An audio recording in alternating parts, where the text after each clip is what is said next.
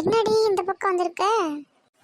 ஒன்றும் இல்லக்கா, உங்க வீட்டுக்காரர் வெளிநாட்டுலேருந்து வந்திருக்காருல்ல, என்ன வாங்கிட்டு வந்தாருக்கா? ஆமாடி, நேற்று தான் வந்தாரு. என்ன வாங்கிட்டு வந்தாரு? ஒன்றும் வாங்கிட்டு வரல.